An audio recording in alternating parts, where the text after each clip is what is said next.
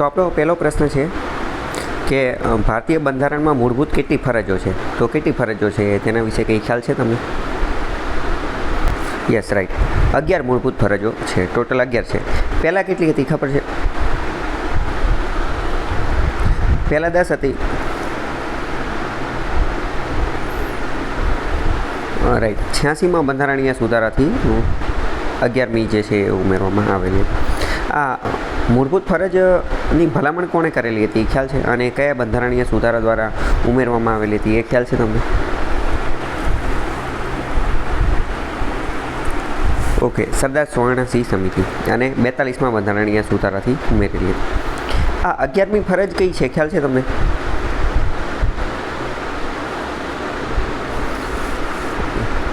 Okay, right, સમજી ગયા. જો હવે તમે જુઓ, એની નીચેનો ક્વેશ્ચન પણ જુઓ. એની નીચેનો ક્વેશ્ચન કયો છે કે શિક્ષણનો અધિકાર અધિનિયમ 2009 RTE act, right to education, એ કઈ ઉંમરના બાળકોને મફત શિક્ષણની વાત કરે છે? તમે જોઈ શકો છો કે એક્ઝામ કઈ રીતે ફ્રેમ કરેલો છે. ઉપરનો ક્વેશ્ચન જુઓ, નીચેનો ક્વેશ્ચન જુઓ. બંને એક જ ટોપિકમાંથી લીધેલા હોય એવું લાગે છે? તો કે હા, એક જ ટોપિક છે, બરાબર. એટલે ઘણી બધી વાર હું કહેતો હોઉં છું કે આપણે જે તૈયારી કરવાની હોય ને એ થીમ બેઝડ કરવાની હોય.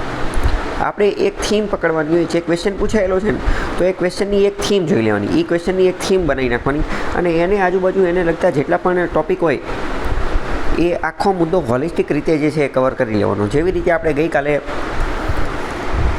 IMF અને વર્લ્ડ બેંકનો જોયો હતો એ રીતે, સમજાણું?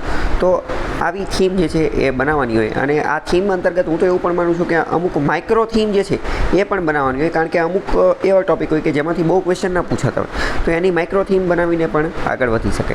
તો આ થીમ બેઝડ એપ્રોચ જે છે એ તમારે એક મગજમાં ફિટ કરવાનો છે અને એવી રીતે નાની નાની થીમ બનાવી નાખવાની.